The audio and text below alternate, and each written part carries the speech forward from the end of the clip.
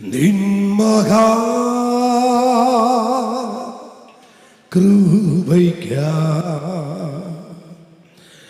അങ്ങേ ഞാൻ സ്തുതിച്ചിടുമെന്നും.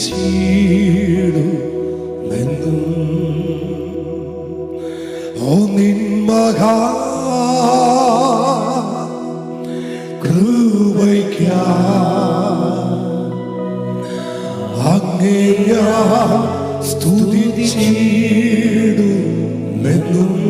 യേശുവേ നിൻ മഹാ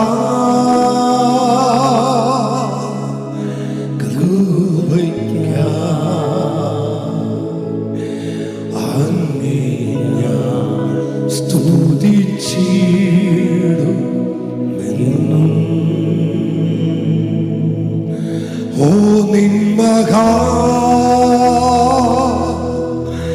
കൃപയ്ക്കായി യേശുവാ അങ്ങേ ഞാൻ സ്തുതിച്ചിടും എന്നും.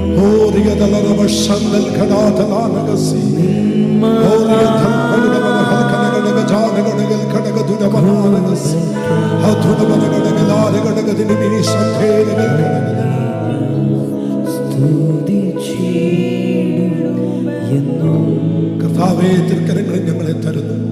അങ്ങയുടെ സാന്നിധ്യവും മഹത്വവും ഞങ്ങൾ ചോദിക്കുന്നു. കർത്താവേ, നിന്റെ ജനത്തെ ആശീർവദിക്കും. അങ്ങയുടെ അഭിഷേകത്തിനെയും കുടുംബത്തെയും ശുശ്രൂഷയിൽ നിൽക്കുന്ന എല്ലാ ദൈവദാസന്മാരെയും അവരുടെ കുടുംബങ്ങളെയും ഞങ്ങൾ അനുഗ്രഹിക്കുന്നു. ഈ സഭയെ ഞങ്ങൾ അനുഗ്രഹിക്കുന്നു. സഭയിലെ കുടുംബങ്ങളെ ഞങ്ങൾ അനുഗ്രഹിക്കുന്നു. എല്ലാവരെയും ഞങ്ങൾ ലൈവിലൂടെ കാണുന്ന കർത്താവ് ഇന്ന് പകൽ ഈ ആലയത്തിൽ വന്നിരിക്കുന്ന എല്ലാവരെയും ഞങ്ങൾ ബ്ലസ് ചെയ്ത് പ്രാർത്ഥിക്കുന്നു. ക്രിസ്തുയേശുവിൻ നാമത്തിൽ പിതാവേ, ആമേൻ, ആമേൻ. ഒരു പ്രാവശ്യം കൂടി കർത്താവായ യേശു ക്രിസ്തുവിൻ്റെ നാമത്തിലുള്ള സ്നേഹ വന്ദനത്തെ അറിയിക്കുന്നു. ആമേൻ. കർത്താവിൻ്റെ അനുഗ്രഹീത ദൈവദാസൻ രാജപൂവക്കൽ പാസ്റ്റർ, കർത്താവിൻ്റെ ദാസൻ ജിബിൻ, അതുപോലെ ബെന്നി പാസ്റ്റർ, മറ്റ് ഇതര ശുശ്രൂഷയിലായിരിക്കുന്ന കർത്തൃദാസന്മാർ, ഇന്ന് അധ്യക്ഷനായിരിക്കുന്ന കർത്താവിൻ്റെ അഭിഷിക്തൻ, എല്ലാവരും ഓർത്ത് ഞാൻ ദൈവത്തിന് നന്ദി പറയുന്നു. ആമേൻ. ഈ ചൂടിൻ്റെയൊക്കെ സാഹചര്യത്തിൽ സമയം നമ്മുടെ മുമ്പിൽ വളരെ ചുരുക്കമേ ഉള്ളൂ എന്നെനിക്കറിയാം. അതുകൊണ്ട് മറ്റു മുഖവര പറഞ്ഞൊന്നും സമയം കളയാൻ നമ്മുടെ മുമ്പിൽ ഇല്ലാത്തത് കൊണ്ട് നേരെ തിരുവചനത്തിലേക്ക് കടക്കാൻ ഞാൻ കർത്താവിൽ ശരണപ്പെടുന്നു. ഇന്ന് നമുക്ക് അനുഗ്രഹിക്കപ്പെട്ട ഒരു കൊച്ചു വാക്യം ദൈവം നമുക്ക് തന്നിട്ടുണ്ട്. അതിനാധാരമായി നമുക്കൊരു വേദപുസ്തകത്തിൽ ഒരു വാക്യം എടുത്ത് നമുക്ക് വായിക്കാം. അപ്പോസ്തലപ്രവൃത്തി 27-ാം അധ്യായം അതിൻ്റെ 29-ാമത്തെ വാക്യം നമുക്കൊന്ന് എടുക്കാം. അപ്പോസ്തലപ്രവൃത്തി 27-ാം അധ്യായം അതിൻ്റെ 29-ാമത്തെ വേദവാക്യം. പാറസ്ഥലങ്ങളിൽ അകപ്പെടും എന്ന് പേടിച്ച് അവർ അമരത്ത് നിന്ന് 4 നങ്കൂരം ഇട്ട് നേരം വെളുപ്പാൻ അവർ ആഗ്രഹിച്ചുകൊണ്ടിരുന്നു. നേരം വെളുക്കാൻ അവർ ആഗ്രഹിച്ചുകൊണ്ടിരുന്നു. ഇതാണ് ഇന്ന് നമ്മളൊരു അല്പസമയം ദൈവവചനം ധ്യാനിക്കാൻ വേണ്ടി നമ്മൾ എടുത്തിട്ടുള്ളത്. നിങ്ങളൊക്കെ ഇത് വായിച്ചിട്ടുണ്ട്, പല ആവർത്തി ഇതിനകത്തുനിന്ന് മെസ്സേജ് കേട്ടിട്ടുണ്ട്. എന്നാൽ ഇന്ന് നിങ്ങളോടുള്ള ബന്ധത്തിൽ പരിശുദ്ധാത്മാവ് ഇതിനകത്തുനിന്ന് ചില കാര്യങ്ങൾ സംസാരിക്കാൻ എൻ്റെ ഉള്ളത്തിലൊരു പ്രേരണ തന്നു. സ്തോത്രം. ഇന്നലെ 2 സർവീസ്, നമ്മുടെ രാവിലെ ഒരു മീറ്റിംഗ് ഉണ്ട്, ഉച്ചയ്ക്കൊരു ആരാധനയുണ്ട്. ആ 2 സർവീസിൽ പ്രസംഗിച്ചതിന് ശേഷം ഇന്നലെ മറ്റൊരു സൂം മീറ്റിംഗ് ഉണ്ടായിരുന്നു രാത്രി. അപ്പോൾ ഇന്നലെ 3ാമത്തെ പ്രസംഗം കഴിഞ്ഞപ്പോൾ രാത്രി 10 മണിയായി. ആ സമയത്ത് ആ മീറ്റിങ്ങിൽ പ്രസംഗിക്കാൻ ദൈവം എൻ്റെ ഉള്ളത്തിൽ തന്ന ഒരു വാക്യമാണിത്. അപ്പോൾ അവരുടെ നടുവിൽ ആ വചനം പ്രസംഗിച്ചപ്പോൾ ഇന്ന് ഇത് ഇവിടെ ഒന്ന് ശുശ്രൂഷിക്കണമെന്നൊരാഗ്രഹം തോന്നി. അത് ചിലരോടുള്ള ഒരു അരുളപ്പാടായിട്ട് തോന്നിയത് കൊണ്ടാണ് ഞാൻ ഇന്ന് ഈ മെസ്സേജ് ഇവിടെ എടുക്കുന്നത്. നമുക്കറിയാം, അപ്പോസ്തലപ്രവൃത്തിയുടെ പുസ്തകം നിങ്ങൾ വളരെ ആഴമായി പഠിക്കുകയും ചിന്തിക്കുകയും ചെയ്യുന്ന പരിശുദ്ധാത്മാവിൻ്റെ പ്രവർത്തനങ്ങളുമായി ബന്ധപ്പെട്ട് എഴുതപ്പെട്ട ഒരു പുസ്തകമാണ് ലൂക്കോസിൻ്റെ സുവിശേഷം, അല്ലെങ്കിൽ അപ്പോസ്തലപ്രവൃത്തി പുസ്തകം. ലൂക്കോസ് ഇത് എഴുതുമ്പോൾ പരിശുദ്ധാത്മാവ് ഈ കാലഘട്ടത്തിൽ സംഭവിക്കുന്ന, ചലിക്കുന്ന ചില കാര്യങ്ങൾ വളരെ വ്യക്തമായി ഇതിനകത്ത് രേഖപ്പെടുത്തിയിട്ടുണ്ട്. എന്ന് വെച്ചാൽ 1-ാം അധ്യായത്തിൽ അവര് കാത്തിരിക്കുകയാണ്, അല്ലെ? കാത്തിരിക്കുകയാണ്. 2-ാം അധ്യായത്തിൽ കാത്തിരിപ്പ് ആരൊക്കെയാണ്, എന്തൊക്കെയാണ്, എത്ര പേരുണ്ട് എന്ന് നമ്മളെ അവിടെ എടുത്തു പറയുന്നു. ആർക്കു വേണ്ടിയാണോ കാത്തിരിക്കുന്നത്, ആ കാത്തിരിക്കുന്ന ആ പരിശുദ്ധാത്മാവ് അവിടെ നടുവിൽ ചലിക്കുന്നു. വലിയ ചലനം ആ 2-ാം അധ്യായത്തിൽ ഉണ്ടാകുന്നു. 3-ാം അധ്യായത്തിൽ ആത്മസാന്നിധ്യം പ്രാപിച്ച 2 പേർ സുന്ദരമെന്ന ദേവാലയ ഗോപുരത്തിന് വാതിക്കലേക്ക് ചെല്ലുന്നു. അവര് എന്താണോ കാത്തിരുന്നപ്പോൾ അവർക്ക് കിട്ടിയത്, അവർ അവിടെ അത് പ്രദാനം ചെയ്യുന്നു. കാത്തിരുന്ന് കിട്ടിയത് എന്തെന്ന് അവരവിടെ പറയുന്നുണ്ട്. വെള്ളിയും പൊന്നും ഞങ്ങൾക്കില്ല, ഞങ്ങൾക്കുള്ളത് നിനക്ക് തരുന്നു. നസറായ യേശുവിന്റെ അധികാരമുള്ള നാമത്തിൽ എഴുന്നേറ്റ് നടക്കുക. ഇന്നലെ അല്ല അവർക്ക് ഈ നാമം കിട്ടിയത്. ആമേൻ. മാർക്കോസിന് മാളിക മുറിക്കകത്ത് കയറുന്നതിന് മുൻപേ ഈ നാമം എന്തെന്നും ഈ നാമത്തിന്റെ ശക്തി എന്തെന്നും അവർക്കറിയാമായിരുന്നു. എന്നാൽ ആ നാമം വിളിച്ചു പറയാൻ അവരുടെ അകത്ത് എവിടെയോ അവൻ ഉണ്ടായ ഒരു ഭയമുണ്ട്, ഒരു ഭയത്തിന്റെ ആത്മാവുണ്ട്. എന്നാൽ 2-ാം അധ്യായത്തിൽ ഇറങ്ങി വന്ന പരിശുദ്ധാത്മാവ് അവിടെ ഉള്ളത്തിലെ ഭയം അങ്ങെടുത്തു കളഞ്ഞു. ആ ഭയം മാറിയപ്പോ ഇത് 3-ാം അധ്യായത്തിൽ അവർ ശക്തിപ്പെട്ട് അവർ എഴുന്നേറ്റ് നിൽക്കാൻ തുടങ്ങി. ഇന്ന് പകലിൽ ഒരു ദൂതാരംഭത്തിൽ പറയാം, എന്നിലും നിങ്ങളിലും വ്യാപരിക്കുന്ന പരിശുദ്ധാത്മാവ് 2 അന്യഭാഷ പറഞ്ഞ് തീർക്കാൻ വേണ്ടി മാത്രമല്ല, ഇന്നലകളിൽ നിന്റെ മേൽ വ്യാപരിച്ച എവിടെ വീണ ഭയം ഇന്ന് പകൽ യേശുവിന്റെ നാമത്തിൽ ദൈവം എടുത്തു മാറ്റാൻ പോകുക. ആരോടൊക്കെ ദൈവം പറയുന്നു, ഭയത്തിന്റെ ആത്മാവല്ല എന്റെ മേലും നിങ്ങളുടെ മേലും വ്യാപരിക്കുന്നത്. പൗലോസ് തിമോത്തിയോസ് ലേഖനം എഴുതുമ്പോൾ തിമോത്തിയോസോട് പറയുക, അല്ലയോ തിമോത്തിയോസേ, എന്റെ മേലും നിങ്ങളുടെ മേലും വ്യാപരിക്കുന്ന ഈ ശക്തി ഉണ്ടല്ലോ, ഇത് സ്നേഹത്തിന്റെയും സുബോധത്തിന്റെയും ശക്തിയുടെയും ആത്മാവാണ്. വിശ്വസിക്കുന്നവർ കരമുയർത്തി ദൈവത്തെ വന്ന് സ്തുതിച്ചേ. അമ്മേ, ഞാൻ ഇങ്ങനെ പറയാറുണ്ട്, മാളിക മുറിക്കകത്തോട്ട് കയറുന്നത് ഭയപ്പെട്ടാ കയറുന്നത്. മാളിക മുറിക്കകത്ത് കയറുന്നത് ഭയപ്പെട്ടാ കയറുന്നത്. എന്നാൽ അതിനകത്തും ഇറങ്ങുന്നത് ഭയപ്പെട്ടല്ല ഇറങ്ങുന്നത്, ഭയം മാറിയാണ് ഇറങ്ങുന്നത്. എന്നെ കേൾക്കുന്ന ദൈവ പൈതലേ, ഏത് ഭയന്ന് നിൽക്കുന്നവനെയും, ഏത് അറച്ചു നിൽക്കുന്നവനെയും, ഏത് നിരാശപ്പെട്ട് നിൽക്കുന്നവനെയും അമിത ബലത്തെ നിറച്ച് ശക്തിയോടെ നിർത്താൻ കഴിയുന്നത് ദൈവത്തിന്റെ പരിശുദ്ധാത്മാവാണ്. ഈ 16-ാമത്തെ ദിവസവും ഈ ആലയത്തിന്റെ നടുവിൽ ഞാൻ എഴുന്നേറ്റ് നിൽക്കുമ്പോൾ അവൻ ആ തങ്ക ചിറകടി ഞാൻ ആത്മാവിൽ കാണുന്നുണ്ട്. ഇതിനകത്ത് ആ ആത്മസാന്നിധ്യം ചലിക്കുന്നുണ്ട്. അതിനോട് വിശ്വസിക്കുന്നവർ, അതിനോട് പ്രതികരിക്കുന്നവർ അവൻ ചലിച്ചു തുടങ്ങട്ടെ. കരമടിക്കേണ്ടവർ കരമടിച്ച്, അന്യഭാഷ പറയേണ്ടവർ അന്യഭാഷ പറഞ്ഞ് ആരാധിക്കാൻ തുടങ്ങട്ടെ. ഈ 16-ാമത്തെ പകലിലും ഒരു അസാധാരണമായ ദൈവമഹത്വം ഈ പകൽ ഈ ആലയത്തിനകത്ത് ഇന്ന് പകൽ ഇറങ്ങി വരട്ടെ. ഉടബന ഹൽക്കലഘടകജന രസിധനാരബന്ധല ഉടബലഘടകൽ ഘടകശലാരഗദന. അന്യഭാഷ പ്രാപിച്ചവരാരും ചുമ്മാതിരിക്കരുത്. അന്യഭാഷ പ്രാപിച്ച എല്ലാവരും കരമടിച്ച് അന്യഭാഷ പറഞ്ഞ് അല്പസമയം ആരാധിച്ച്, ഞാൻ ഒരിക്കൽ കൂടി പറയുന്നു, ഇന്നലകളിൽ നടന്നതുപോലെ ഒരു ഉപവാസമല്ല ഈ ഉപവാസം. ചില വിഷനുകൾ, ചില ദർശനങ്ങൾ പൂർത്തീകരിക്കപ്പെടുന്ന ഒരു ഉപവാസം അത്രേ ഈ ഉപവാസമെന്ന് ആത്മാവിടപെടുകയാണ്. ഇന്ന് പകൽ ആരാധിക്കുന്ന ദൈവജന തിരിച്ചറിയ, നിന്റെ ഭയം മാറുന്നതാണ്.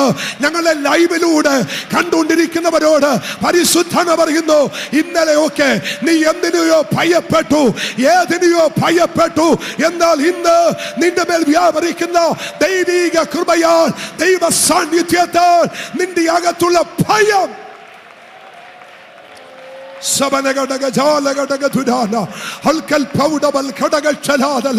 ദൈവശക്തി വ്യാപരിക്കട്ടെ. ദൈവകൃപ ഇന്ന് പകൽ ചലിക്കട്ടെ. ഈ ആലയത്തിന്റെ ഒരറ്റം മുതൽ മറ്റേയറ്റം വരെ ദൈവമഹത്വം ഇന്ന് പകൽ ചലിച്ചു തുടങ്ങട്ടെ.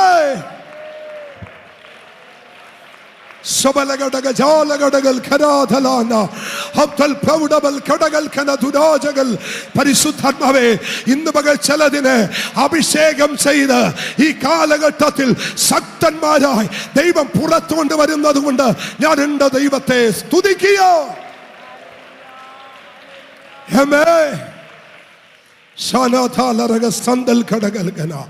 ദൈവജനമേ, ഞാൻ ആ വാക്യം പറഞ്ഞിട്ട് ഞാനൊന്ന് പോകട്ടെ. അവർ കയറിയത് ഭയപ്പെട്ടാണ്, അവർ കയറിയത് പേടിച്ചുകൊണ്ടാ. പക്ഷേ അവൻ ഇറങ്ങിയത് ഭയപ്പെട്ടല്ല. ഏത് അധികാരികളുടെ നടുവിലും, ഏത് വെല്ലുവിളിക്കുന്നവന്റെ നടുവിലും, ഏത് ആയുധമെടുക്കുന്നവന്റെ നടുവിലും തന്റെ ഇടത്തോടെ എഴുന്നേറ്റ് നിന്ന് നിങ്ങൾ ക്രൂശിച്ച യേശുവിനെ എന്ന് വിളിച്ചു പറയാൻ ഒരാത്മാവിന്റെ ധൈര്യം ദൈവം അവിടെ മേൽ പകർന്നു. ആമേൻ. ഈ പരിശുദ്ധാത്മാവിന്റെ അഭിഷേകം എന്ന് പറയുന്നത് രണ്ട് കൈയടിച്ച് അന്യഭാഷ പറഞ്ഞ് അകത്ത് വ്യാപരിക്കുന്ന ദൈവശക്തി കൈയടിച്ച് കളയാനുള്ളതല്ല. പരിശുദ്ധാത്മാവിന്റെ അഭിഷേകം ഏത് പ്രതികൂലത്തിന്റെ നടുവിലും നിന്നെ നിലനിർത്താൻ ശക്തിയുള്ള ഒന്നാണ് ഈ പരിശുദ്ധാത്മാവിന്റെ അഭിഷേകം.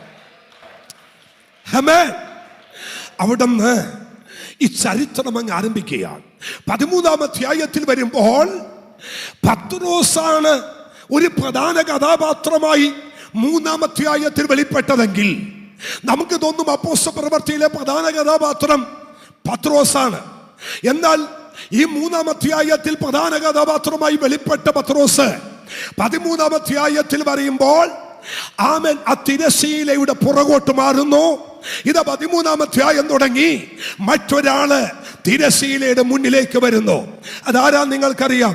14 ലേഖനങ്ങൾ എഴുതി തിരുസഭയ്ക്ക് അനുഗ്രഹമായ ആത്മാവിന്റെ നാവായി മാറിയ വിശുദ്ധനായ പൗലോസ് ലീഗ. അവിടെയാണ് 13-ാം അധ്യായത്തിൽ ഒരഭിഷേകവും ഒരു വേർതിരിവും നടക്കുന്നത്. 13-ാം അധ്യായം തുടങ്ങി പൗലോസിന്റെ മിഷനറി യാത്രയും പൗലോസിലൂടെ കരങ്ങളാൽ നടന്ന ദൈവിക വിടുതലുമാണ്.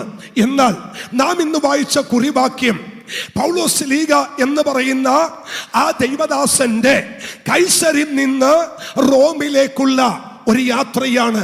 തെക്ക് നിന്നും വടക്കോട്ടൊരു യാത്ര. തെക്ക് നിന്ന് വടക്കോട്ട് ഒരു യാത്ര ചെയ്യുന്ന അഭിഷിക്തന്റെ ചരിത്രം ഇന്ന് നമ്മളൊന്ന് ശാന്തമായി തൊടാൻ പോകുകയാണ്. അപ്പോസ്തലനായ പൗലോസ് ആരാന്ന് നിങ്ങൾക്കറിയാം. തന്നിലുള്ള നിയോഗം എന്താണെന്നറിയാം. നിങ്ങൾക്കറിയാമല്ലോ, തന്നെ സ്നാനപ്പെടുത്താൻ വിടുന്ന അനന്യാസിനോട് പറയുന്നുണ്ട്, നീ പോയി അവനെ സ്നാനപ്പെടുത്തണം. അനേക ജാതികളുടെ നടുവിൽ അവൻ അനുഗ്രഹിക്കപ്പെട്ടൊരു മാനപാത്രമാകാൻ ഞാൻ തിരഞ്ഞെടുത്ത ഒരു അനുഗ്രഹിക്കപ്പെട്ട മാനപാത്രമാണവൻ. നീ ചെല്ല്, ജാതികളുടെ ഇടയിൽ അഴക്കാൻ ഞാൻ അവനെ അഭിഷേകം ചെയ്തിരിക്കുന്നു. അപ്പൊ ദൈവത്താൽ നിയോഗിക്കപ്പെട്ട ഒരു അനുഗ്രഹിക്കപ്പെട്ട ദൈവമനുഷ്യൻ തന്റെ ശുശ്രൂഷയുടെ ഒരു അവസാന യാത്ര എന്ന് വെച്ചാൽ, ഈ യാത്ര എങ്ങനെയാണെന്ന് പറഞ്ഞിട്ട് നമ്മുടെ മെസ്സേജിലേക്ക് വരാം. പൗലോസ് ഈ 27-ാം അധ്യായത്തിൽ ഒരു യാത്രയാണ്. എന്തിനാണ് ഇങ്ങനെ ഒരു യാത്ര? ഈ യാത്ര മുൻകൂട്ടി തീരുമാനിച്ചതാണോ? ഈ യാത്രയുടെ പുറകിൽ ദൈവത്തിന് എന്തെങ്കിലും ഉദ്ദേശമുണ്ടോ? അല്ല. ഈ യാത്ര എന്തിനാ ഇപ്പോൾ ദൈവം ഇങ്ങനെ വെച്ചത്? ഇങ്ങനെ ഒരു യാത്ര എങ്ങനെയുള്ള യാത്രയാണ്? ആമേൻ. മഹത്വപൂർണമായ യാത്രയൊന്നുമല്ല. അല്ലെങ്കിൽ നമ്മൾ വിചാരിക്കുന്ന പോലെ ശ്രേഷ്ഠകരമായ സന്തോഷത്തിന്റെ യാത്രയൊന്നുമല്ല. കയ്യിൽ ചങ്ങലയാണ്. തന്റെ കൂടെ യാത്ര ചെയ്യുന്നവർ ആമേൻ യാത്രയിൽ സന്തോഷിക്കാൻ പോകുന്നവരല്ല, സഹ തടവുകാരാണ്. അവരാനന്ദിക്കാൻ കയറിയതല്ല. ഇനി ആ കപ്പലിനകത്ത് ചെറിയ ആളൊന്നുമല്ല. ഏകദേശം 276-ലധികം ആളുകൾ ആ ഷിപ്പിനകത്തുണ്ട്. ഇത് ചെറിയ ഷിപ്പല്ല. 276 പേർ കയറിയ ഒരു വലിയ ഷിപ്പ്. ഇനി 276 പേരെ കൂടാതെ അനവധി ചരക്കുകൾ ഇതിന്റെ അടിത്തട്ടിലുണ്ട്. ഇത് അടുത്ത തുറമുഖത്ത് കൊണ്ടുപോയി ഇറക്കേണ്ടതാണ്. അപ്പൊ നിങ്ങളുടെ ചിന്തയിൽ വരേണ്ടത് ഒരു ചെറിയ പടകല്ല, ഒരു ചെറിയ ഷിപ്പുമല്ല, ഇത് ഒരു വലിയ ഷിപ്പാണ്. എന്നാൽ ഈ ഷിപ്പ് തുറമുഖത്ത് നിന്ന് ആരംഭം കുറിക്കുമ്പോൾ ആത്മാവിന്റെ ദർശനമുള്ള പൗലോസ് പറയുന്നുണ്ട്, ഈ കപ്പൽ ഇവിടുന്ന് പുറപ്പെടുവിക്കരുത്. നാശനഷ്ടങ്ങൾ കാണുന്നു. എന്തിന്? കപ്പലിൽ മാത്രമല്ല, ഇതിനകത്ത് കയറിയവരുടെ ജീവിതത്തിലും അനവധി കഷ്ടങ്ങൾ ഞാൻ കാണുന്നു. എന്നാൽ പൗലോസിന്റെ വാക്കിനേക്കാൾ മാലൂമിയുടെ ഈ കപ്പിത്താന്റെയും വാക്ക് അവർ കേട്ടു. പൗലോസിന്റെ വാക്ക് അവർ തള്ളി. കപ്പൽ പുറപ്പെട്ടു. വളരെ ദൂരം ഈ കപ്പൽ പുറപ്പെട്ട് മഹാസമുദ്രത്തിലൂടെ പോയിക്കൊണ്ടിരിക്കുമ്പോൾ അഭിഷിക്തന്റെ പ്രവചനം ഇതാ തലപൊക്കാൻ തുടങ്ങി. ഒരു ഹല്ലേലൂയ എന്ന് പറയാൻ പറ്റുമോ? കാലഘട്ടം നിന്നെ എത്ര പുച്ഛിച്ചാലും, നിന്റെ പ്രവചനത്തിനെതിരെ ആരൊക്കെ എന്തൊക്കെ വാക്കുകൾ വിളിച്ചു പറഞ്ഞാലും, നീ പ്രവചിച്ചത് ആത്മാവിലാണെന്ന് നിനക്ക് ബോധ്യമുണ്ടെങ്കിൽ കാലഘട്ടത്തിൽ തെളിയിക്കും നിന്റെ മേൽ കിടക്കുന്ന ആ പ്രവാചക ശുശ്രൂഷയുടെ മഹത്വം. ഒന്ന് ദൈവത്തിന് സ്തോത്രം ചെയ്യാൻ പറ്റുമോ? ആമേൻ. എനിക്കറിയില്ല ആരോടൊക്കെ ദൈവം ഇടപെടുന്നു. നീ പരിശുദ്ധാത്മാവിലാണ് അരുളപ്പാട് കൊടുത്തത്, നീ പ്രവചിച്ചത് പരിശുദ്ധാത്മാവിലാണ് എന്ന് ദൈവദാസനെ നിനക്ക് ബോധ്യമുണ്ടെങ്കിൽ, ലോകം മുഴുവൻ നിനക്കെതിരായി നിന്നാൽ നിന്റെ ശബ്ദം ആമേൻ കാലഘട്ടത്തിൽ തെളിയിക്കപ്പെടുന്ന ഒരു ദിവസം മുന്നിലുണ്ട്. അത് ദൈവം തെളിയിച്ചിരിക്കും. അത് വിശ്വസിക്കുന്നവർ കരമുയർത്തി ഒരു ആമേൻ പറ. ഹല്ലേലൂയ. ഒരു ദൂതുടിയൻ പറയാൻ കേട്ടോ. ആമേൻ, സ്തോത്രം. പൗലോസിന്റെ വാക്കുകൾ അവർ മുഖവിലക്കെടുത്തില്ല. കപ്പൽ യാത്ര തിരിച്ചു. ഇനിയാണ് അടുത്ത വിഷയമുണ്ടാകുന്നത്. കാറ്റും കോളും പ്രതിസന്ധിയായി നമ്മുടെ വിഷയത്തിലേക്ക് വരുന്നു. 14 ദിവസങ്ങൾ, 14 ദിനരാത്രങ്ങൾ. നിങ്ങളൊന്ന് ശ്രദ്ധിക്കണേ. 14 ദിവസം വേണമെങ്കിൽ നിങ്ങളത് വായിച്ചാൽ മതി. 27-ാം അധ്യായം 27-ാമത്തെ വാക്യം. 14 ദിവസങ്ങൾ, ദിനരാത്രങ്ങൾ, സൂര്യനില്ല, ചന്ദ്രനില്ല, വെളിച്ചമില്ല. നിങ്ങളൊന്ന് ആലോചിച്ച് നോക്കേ. നിങ്ങൾ ഇന്ന് ഇവിടെ ഇരിക്കുന്നു. ഇന്നത്തെ വൈകിട്ടത്തെ മീറ്റിംഗ് കഴിഞ്ഞ് നിങ്ങൾ വീട്ടിൽ പോകുന്നു, പ്രാർത്ഥിച്ച് കിടന്നുറങ്ങി. നേരം വെളുക്കും എന്നൊരു വിശ്വാസവും ഒരു അനുഭവം നമുക്കുണ്ട്. എന്നാൽ നിങ്ങൾ നോക്കിക്കേ, നാളെ നേരം വെളുക്കുന്നില്ല, സൂര്യൻ ഉദിക്കുന്നില്ല. ആമേൻ. അപ്പോഴും ഇരുട്ടാണ്. നേരം വെളുക്കേണ്ട സമയം ഇരുട്ടാണ്. അത് 1-ാം ദിവസം കഴിഞ്ഞു, 2-ാം ദിവസം കഴിഞ്ഞു, 3-ാം ദിവസമായാൽ നമ്മുടെ അന്തരീക്ഷമൊക്കെ മാറും. ദൈവമക്കളെ, ഡിപ്രഷൻ ഇല്ലാത്ത വ്യക്തികൾക്കും ഡിപ്രഷൻ ഉണ്ടാകും. ഞാൻ ഈ പലതവണ UK-യിലൊക്കെ കാനഡയിലൊക്കെ മീറ്റിങ്ങിന് പോകുമ്പോൾ ഈ UK-യിൽ ജോലി ചെയ്യുന്ന, പഠിക്കാൻ പോയിരിക്കുന്ന അനവധി കുഞ്ഞുങ്ങൾക്ക് ഏറ്റവും കൂടുതൽ ഡിപ്രഷൻ ഉണ്ടാകുന്ന എപ്പോഴാണെന്നറിയോ? അവിടെ തണുപ്പുണ്ടാകുമ്പോഴാണ്. ശക്തമായ തണുപ്പുണ്ടാകുമ്പോ ഈ സൂര്യന്റെ വെളിച്ചമൊന്നും ഉണ്ടാകത്തില്ല. സൂര്യൻ ഉദിച്ചാലും സൂര്യന്റെ വെളിച്ചമില്ല. എപ്പോഴും മൂടിക്കെട്ടിയ അന്തരീക്ഷം, ഒരു മൂടൽ മഞ്ഞ് പോലെ ഒരു അന്തരീക്ഷം, തണുപ്പിന്റെ അന്തരീക്ഷം. അപ്പോൾ അവിടത്തെ 100 കണക്കിന് കുഞ്ഞുങ്ങൾക്ക് ഡിപ്രഷനാകും. പലരും വീട്ടിനകത്തിരിക്കും, പലരും ഗുളിക കഴിക്കാൻ തുടങ്ങും. ഇവർക്കെല്ലാം വേണ്ടി കൃപയാൽ പ്രാർത്ഥിച്ചതിന്റെ ഒരനുഭവം എനിക്കറിയാം. അപ്പൊ ഞാൻ ചോദിക്കും, എന്താ ഇത്രയും പേർക്ക് ഡിപ്രഷൻ വരുന്നത്? അവർ പറയും, പക്ഷേ ഇവിടെ ഇങ്ങനെയാ, ഈ തണുപ്പ് വരുമ്പോ സൂര്യനെ കാണത്തില്ല, സൂര്യന്റെ അവൻ വെളിച്ചമില്ല, മുഴുവൻ ഇരുട്ട. എല്ലാവരും നോക്കുമ്പോ പോക്കറ്റ് കൈയിട്ട് തലയും കുമ്പിട്ടാ പോകുന്നേ, ആരും തല ഉയർത്തുന്നില്ല. ഈ ഒരു അനുഭവം അവിടെയെല്ലാം ജീവിതത്തിൽ വലിയ ഡിപ്രഷനുകൾ കൊണ്ടുവരും. എന്നാലേ 14 ദിവസം സൂര്യനില്ല, ചന്ദ്രനില്ല എന്നുള്ള സാഹചര്യം നിങ്ങളൊന്ന് നോക്കിക്കേ. 3-ാം സ്വർഗത്തോളം എടുക്കപ്പെട്ട പൗലോസ് ഉണ്ടല്ലോ, ഒരിക്കലും പറയാൻ പാടില്ലാത്തൊരു കാര്യം അതേ അധ്യായത്തിൽ പറഞ്ഞു. കേൾക്കണോ നിങ്ങൾക്ക്? പൗലോസ് പറയുക, ഞങ്ങൾ രക്ഷപ്പെടുമെന്നുള്ള ആശയൊക്കെയും എന്ത് ചെയ്തു? അറ്റുപോയി. എന്റെ പൊന്നു ദൈവദാസിമാരെ, ഒരു സാധാരണ മനുഷ്യനല്ല ഈ പറയുന്നത്. പ്രാർത്ഥിച്ചിരിക്കുന്നിടത്തുനിന്ന് 3-ാം സ്വർഗത്തോളം എടുക്കപ്പെട്ട, സ്വർഗീയ ദർശനം കണ്ട, സ്വർഗീയ ഭാഷ കേട്ട ഈ പൗലോസ് പറയുക, ഞങ്ങൾ ഇനി രക്ഷപ്പെടില്ലെന്ന്, ഞങ്ങൾക്കിനി രക്ഷയില്ലെന്ന്. എത്ര മാത്രം ജീവിതത്തിൽ ആശയറ്റുപോയി എന്ന് നിങ്ങൾ ഓർക്കണം. പക്ഷെ ഇന്ന് പകലിൽ ഈ 16-ാമത്തെ ദിവസം ആത്മാവിനെ പ്രവചിച്ചു പറയുന്നു, എത്ര ആശറ്റുപോയാലും നിന്റെ യാത്രയുടെ പുറകിൽ ദൈവത്തിനൊരു പദ്ധതി ഉണ്ടെങ്കിൽ, ഇല്ല നിന്റെ യാത്രയുടെ പുറകിൽ ദൈവത്തിനൊരു പദ്ധതി ഉണ്ടെങ്കിൽ, ഒരു യുദ്ധത്തിന്റെ സ്തുതിയിലും ഒരു പ്രതിസന്ധിയിലും നിന്നെയോ നിന്റെ തലമുറയെയോ ബന്ധിച്ചു കളയാൻ, തകർത്ത് കളയാൻ എന്റെ ദൈവം അനുവദിക്കയില്ല. വിശ്വസിക്കുന്നവർ ഈ കരമടിച്ച് ഒന്ന് കർത്താവിന് നന്ദി പറഞ്ഞ് ഉടമന ഹൽക്കല ഘടകജാനോ രസിഥിലര ബന്ധന ഹല്ലേലൂയ. ആമേൻ. ആമേൻ. ഞാൻ സ്തോത്രം, എനിക്ക് ഒത്തിരി സന്തോഷമുണ്ട് ഈ ഭാഗം പ്രസംഗിക്കുന്നത് കൊണ്ട്. അതുകൊണ്ട് ഒന്ന് രണ്ട് എക്സ്പീരിയൻസിനകത്ത് നിന്ന് ഞാൻ നിങ്ങളൊന്ന് പറഞ്ഞോട്ടെ. മക്കളെ, ഈ കരയിൽ കിടന്ന് നമുക്ക് എന്തങ്ങും കാണിക്കാം. കരയിൽ കിടന്നേ എന്ന് വെച്ചാൽ ഈ കരയിൽ കിടന്ന് നമുക്ക് എന്തംഗം കാണിക്കാം. ആരെ വേണേലും വെല്ലുവിളിക്കാം, വാടാ നുണ്ടടാ എന്നൊക്കെ നമുക്ക് പറയാം. എന്നാലേ ഈ കരയിൽ കിടന്നുള്ള വെല്ലുവിളിയൊന്നും കടലിൽ കിടന്ന് നടക്കത്തില്ല. മനസ്സിലായില്ല? അത് ഈ കരയിൽ കിടന്നുകൊണ്ട് ഇങ്ങോട്ട് വാടാ, നിന്നെ എടുക്കാടാ എന്നൊക്കെ പറയാം. എൻ്റെ പൊന്നമ്മമ്മേ, ഈ കരയിൽ കിടന്നുള്ള അംഗമൊന്നും കടലിൽ കിടന്ന് നടക്കത്തില്ല. അത് അനുഭവം ഉള്ളതുകൊണ്ട് പറയുക.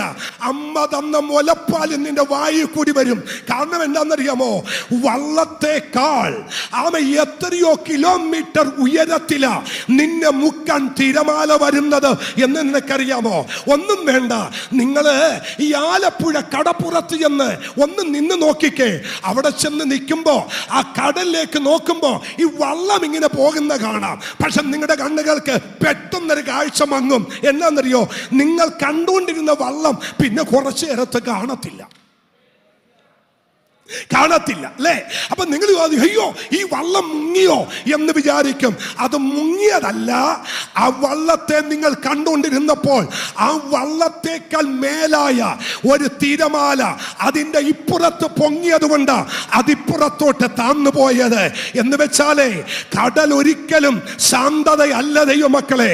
ആ കടലിന്റെ സ്വഭാവം മാറുന്നത് കടലിൽ കാറ്റടിക്കുമ്പോഴാ. കാറ്റടിച്ചാൽ കടലുണ്ടല്ലോ ലൂസിഫറേക്കാൾ ഭീകരമാണ്. അങ്ങനത്തെ കടലിനെ കൊടുങ്കാറ്റും വല്ലാത്ത കാറ്റും കൊണ്ട് അവൻ അടിച്ച് ഇളകി നിൽക്കുമ്പോ അപ്പോസ്തലനായ പൗലോസും കൂട്ടരും പറയുന്നു, ഞങ്ങൾ പാറസ്ഥലങ്ങളിൽ അകപ്പെടുമെന്ന് പേടിച്ചു. രണ്ട്, ഞങ്ങൾ ഒരു വെളിച്ചം കാണാൻ ആഗ്രഹിച്ചു.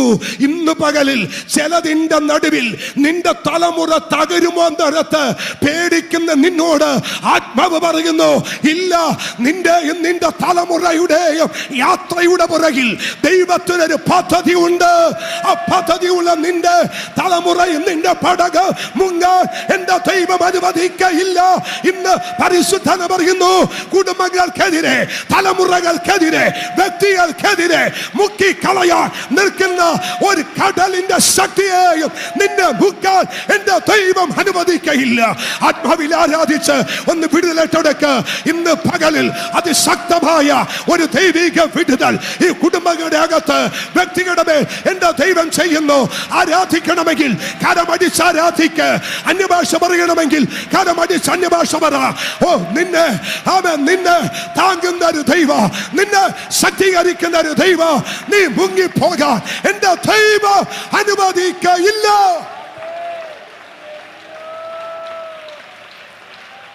ഈ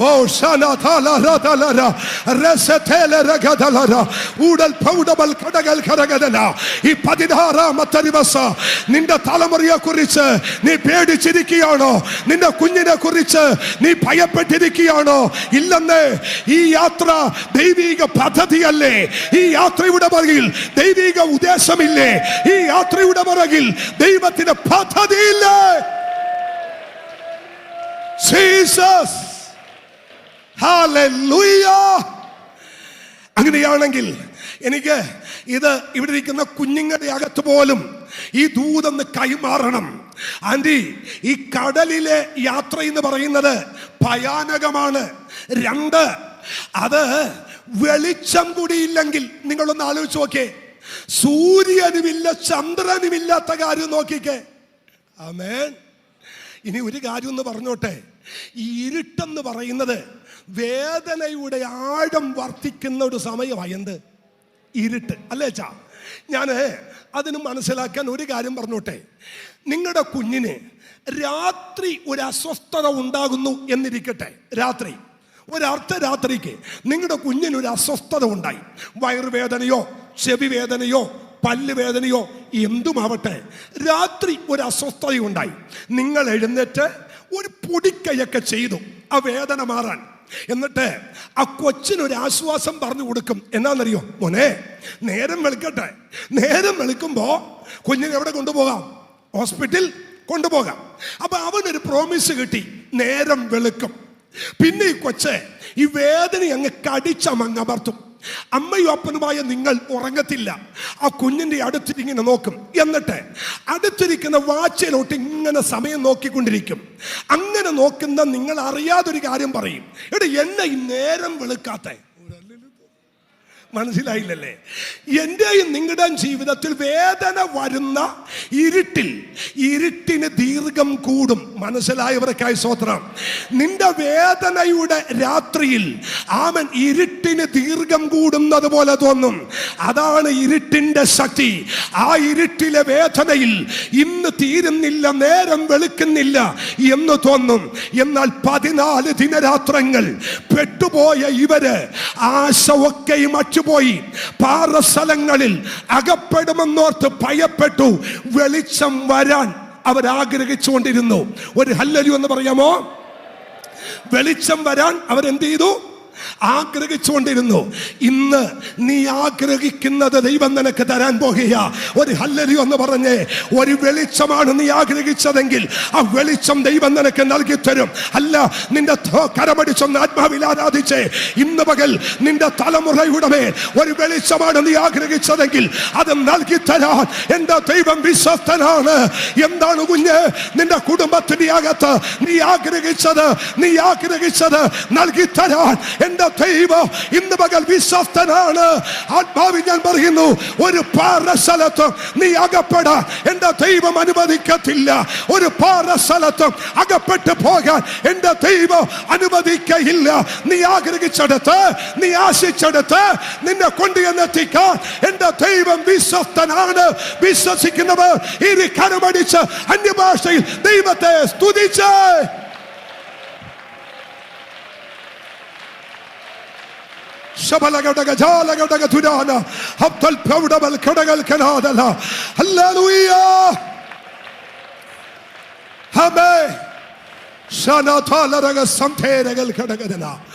എന്നാലേ ഇതങ്ങ് വിട്ടിട്ട് അടുത്തൊരു കാര്യം എന്ന് പറയോട്ടെ.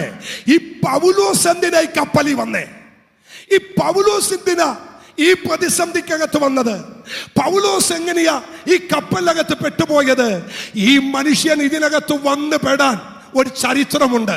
എന്താണെന്നറിയോ? ഈ യാത്രയുടെ പുറകിൽ ഈ ദൈവവും ഈ പൗലോസും തമ്മിൽ ഒരു ബന്ധമുണ്ട്. വേഗത്തിൽ നിങ്ങൾ തിരുവചനം ഒന്ന് എടുത്താൽ മതി, ഞാൻ വായിച്ചു കൊള്ളാം. സമയമില്ലാത്തതുകൊണ്ട് ഒന്നെടുക്കാമോ? അപ്പോസ്തല പ്രവൃത്തി ആമേൻ സ്തോത്രം 19-ാം അധ്യായം അതിന്റെ 21-ാമത്തെ വാക്യം കുറിച്ചു വെച്ചേക്കണം. അപ്പോസ്തല പ്രവൃത്തി 19-ാം അധ്യായം 21-ാം വാക്യം. ഇത് കഴിഞ്ഞിട്ട് പൗലോസ് മക്കെദോന്യയിലും അഖായയിലും കൂടി കടന്ന് യെരുശലേമിലേക്ക് പോകണമെന്ന് മനസ്സിൽ നിശ്ചയിച്ചു. ഞാൻ അവിടെ ചെന്ന ശേഷം റോമയും കാണണമെന്ന് പറഞ്ഞു. അപ്പോ പൗലോസിന്റെ ഈ യാത്രയുടെ പുറകിൽ ഒരു ഉദ്ദേശമുണ്ട്. എന്താ ഉദ്ദേശം എന്നറിയണ്ടേ? ചിന്തിക്കണം, കുറിച്ചു വെച്ചോ. പൗലോസ് മനസ്സിൽ നിശ്ചയിച്ചുറപ്പിച്ച ഒരു യാത്രയാണ് ഈ യാത്ര. ഒരു ഹല്ലേലൂയ എന്ന് പറഞ്ഞേ. ഈ യാത്ര ചുമ്മാ വന്നു വീണതല്ല. ഈ യാത്ര എങ്ങനെയോ പട്ടുപോയതല്ല. ഇതൊരു ശാപമായി വന്നതല്ല. ഇത് പെടുത്താൻ വന്നതല്ല. ഇത് തപിശത്തിന്റെ മനസ്സിൽ നിശ്ചയിച്ച ഒരാമ യാത്രയാണ്. അങ്ങനെയാണെങ്കിൽ ദൈവം നിന്നോട് പറയുന്നു, നിന്റെ മനസ്സിൽ നിശ്ചയിച്ച ചില യാത്രകൾ ദൈവം നിനക്ക് നൽകി തരാൻ വരാൻ എന്റെ ദൈവം ശക്തനാണ്, ശക്തനാണ്, ശക്തനാണ്. ദൈവ പൈതലേ, നിന്റെ തലമുറയോളം ബന്ധത്തിൽ പരിശുദ്ധന പറയുന്നു, അവർ മനസ്സിൽ നിശ്ചയിച്ചതുപോലെ, മനസ്സിൽ ആഗ്രഹിച്ചതുപോലെ ഒരു വഴിയും അടയത്തില്ല. കരമടിച്ചൊന്ന് ആരാധിച്ച് ഒരു വഴിയും അടയാൻ എന്റെ ദൈവം അനുവദിക്കത്തില്ല. നീ മനസ്സിൽ നിശ്ചയിച്ചത്, നീ മനസ്സിൽ ആഗ്രഹിച്ചത്, നീ മനസ്സിൽ കണ്ടത് ദൈവം നിന്നെ എത്തിക്കാൻ ഒരു യാത്ര തരാൻ എന്റെ ദൈവം വിശ്വസ്ത. ആരോടൊക്കെയോ ഒരു പ്രവചന ശബ്ദമായി പറയുന്നു, നീയോ നിന്റെ തലമുറയോ മനസ്സിൽ നിശ്ചയിച്ചത്. അഭിഷിക്തന്മാരെ, ഞാൻ പ്രവചിച്ചുകൊണ്ട് പറയുക, നിങ്ങൾ മനസ്സിൽ നിശ്ചയിച്ചത് ദൈവം നിങ്ങൾക്ക് സാധിപ്പിക്കും. നിങ്ങൾ മനസ്സിൽ ആഗ്രഹിച്ചത് ദൈവം നിങ്ങൾക്ക് നൽകി തരും. നിങ്ങളുടെ മനസ്സിന്റെ ആഗ്രഹത്തെ മാനിക്കുന്ന ഒരു ദൈവത്തെ ഇന്ന് പകൽ ആരാധിക്കാൻ മനസ്സുള്ളവർ ദൈവത്തെ സ്തുതിച്ച്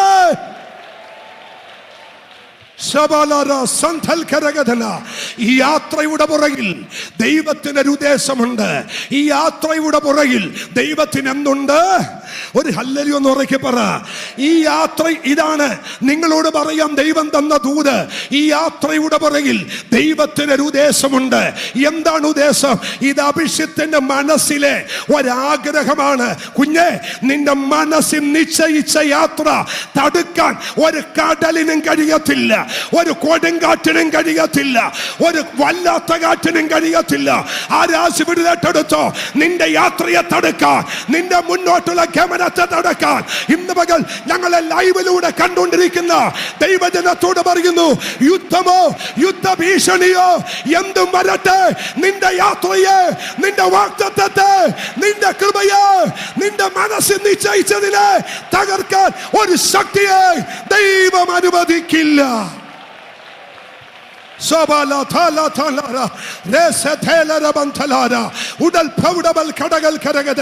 ഈ 16ാമത്തെ രാത്രി പകൽ ഒരു അസാധാരണമായ ദൈവ സാന്നിധ്യം ഈ ആലയത്തിനകത്ത് അല്ല, ആലയത്തിനകത്ത് മാത്രമല്ല, ഇന്ന് പകൽ ഞങ്ങളെ ലൈവിലൂടെ കണ്ടുകൊണ്ടിരിക്കുന്ന, ലോകത്തിന്റെ വിവിധ ഭാഗങ്ങളിൽ ഇരുന്ന് ഞങ്ങളെ കണ്ടുകൊണ്ടിരിക്കുന്ന, ലൈവിലൂടെ കണ്ടുകൊണ്ടിരിക്കുന്ന നിന്റെ കുടുംബത്തിനകത്ത്, നിന്റെ കൂടാരത്തിനകത്ത്, നിന്റെ തലമുറയുടെ മേൽ ഈ പകൽ ഒരു അസാധാരണ ദൈവിക കൈമാറ്റം.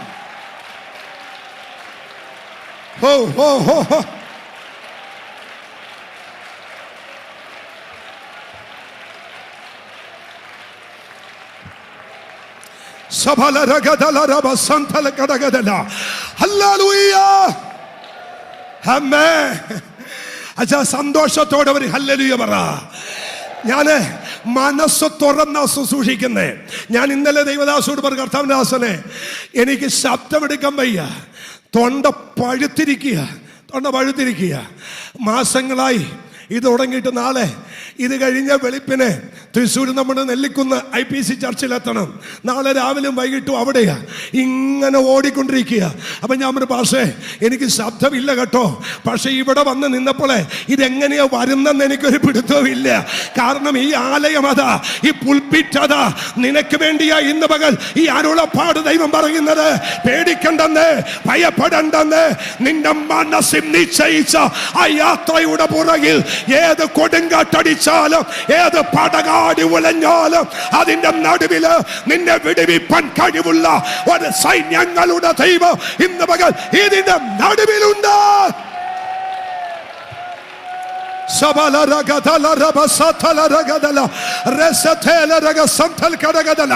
ഇന്ന് പകൽ ചിലത് പൊട്ടുന്നു. ബുഭുഷതയോടെ അലറുന്ന സിംഹം എന്ന പോലെ നിനക്കെതിരെ വായ പിളർക്കുന്ന സിംഹത്തിന്റെ ശക്തികൾ ഇന്ന് പകൽ തകരുകയാ. ഓ, സിംഹത്തിന്റെ ശക്തികൾ ഇന്ന് പകൽ തകരുകയാ.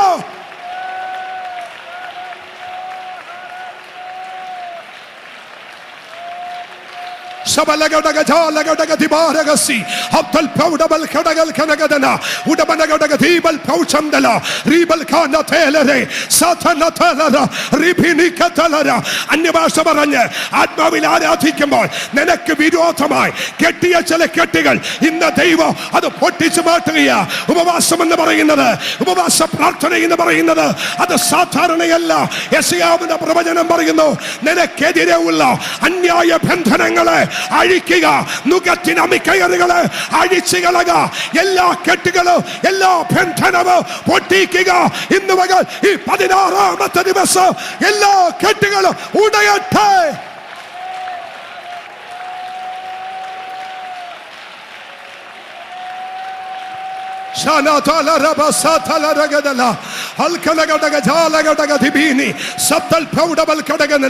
സ്വർഗീയ ദൈവമേ, ഞങ്ങളിപ്പോൾ ഒരുമിച്ച് പ്രാർത്ഥിക്കുന്നു. ഇവരുടെ മനസ്സിൽ നിശ്ചയിച്ച ഒരു യാത്രയും തടുക്കാൻ അന്ധകാര വ്യാപാരത്തിന് കഴിയത്തില്ല. ദുഷ്ടവ്യാപാരത്തിന് അത് കഴിയത്തില്ല. പുറത്തു വരട്ടെ.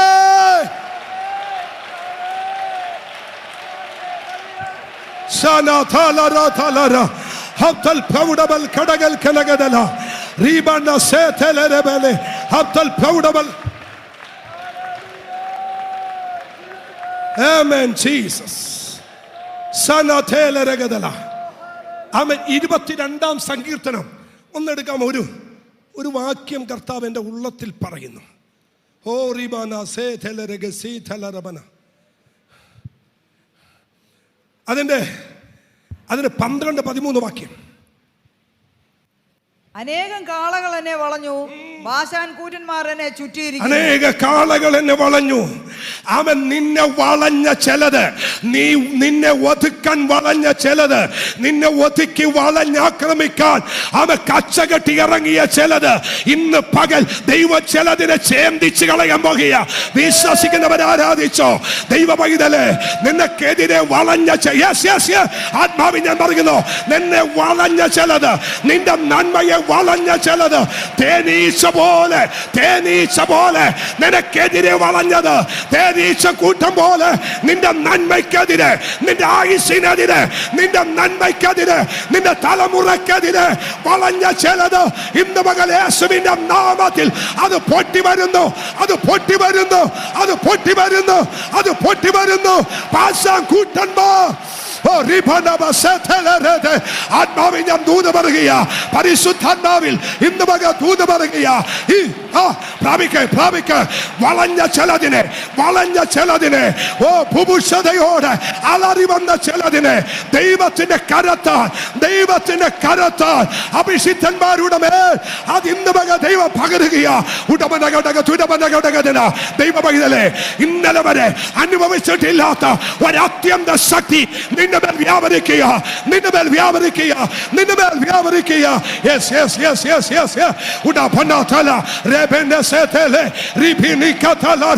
ഇന്ന് പകൽ ആള് മാറിയതുപോലെ അന്തരീക്ഷങ്ങൾ മാറുക. ആത്മാവിനോട് പറയുന്നു, നിനക്കെതിരെ നായ്ക്കളെ പോലെ വളഞ്ഞ ചിലത്, ഭൂഷതയോടെ അലറുന്ന ചിലത്, നിനക്കെതിരെ വായ പിളർന്ന ചിലത് ഈ പകൽ ദൈവം അതിനെ ചീന്തുകയോ.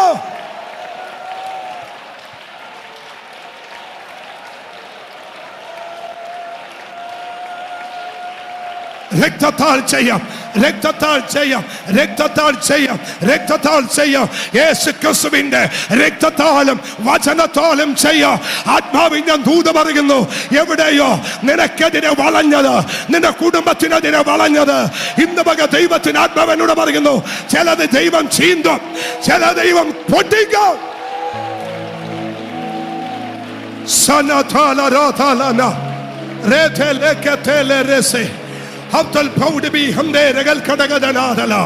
എന്നോട് കർത്താവ് ഇങ്ങനെ ഒരു ദൂത് പറയുന്നു, നിങ്ങളുടെ തലമുറകളുടെ മേൽ ഒരു അസാധാരണ ദൈവ പ്രവൃത്തി ഈ 16ാമത്തെ ദിവസം എന്റെ ദൈവം ചെയ്യാൻ പോകുക. മറഞ്ഞിരുന്ന് ചെയ്തത്, ഒളിച്ചിരുന്ന് ചെയ്തത്, തേനീച്ച കൂട്ടം പോലെ നിനക്കെതിരെ വന്നത് ദൈവം ഇന്ന് കാറ്റടിച്ച് ദൈവത്തിനെ ചിന്തിക്കും.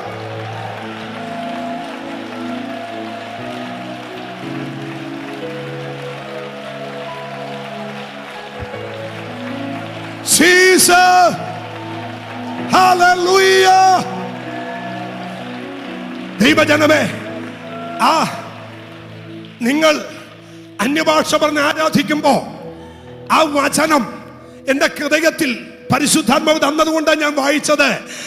ആമേൻ. അനേക കാളകൾ എന്നെ വളഞ്ഞു, ഭസ്സൻ കൂറ്റന്മാർ എന്നെ ചുറ്റി, ഭൂഭുഷതയോടെ അലറുന്ന സിംഹം പോലെ സിംഹമല്ല, സിംഹം എന്ന പോലെ നിനക്കെതിരെ നിൽക്കുന്ന ഒരു പ്രതിയോഗിയുണ്ട്. ആത്മാവിനെ വെല്ലുവിളിച്ചുകൊണ്ട് പറയുന്നു, അതിനെതിരെ പടപൊരുതാൻ ഇതിനകത്തൊന്നൊരു ജനം എഴുന്നേൽക്കട്ടെ. അതിനെതിരെ പടപൊരുതാൻ വിട്ടുകൊടുക്കരുത്.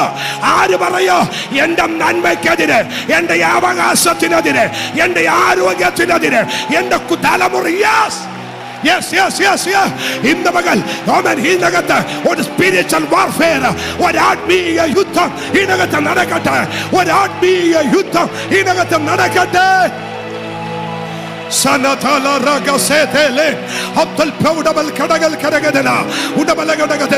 നിന്റെ നാമത്തിൽ ഞാൻ അതിനെ കീറിക്കളഞ്ഞു. നിന്റെ നാമത്തിൽ ഞാൻ അതിനെ കീറി.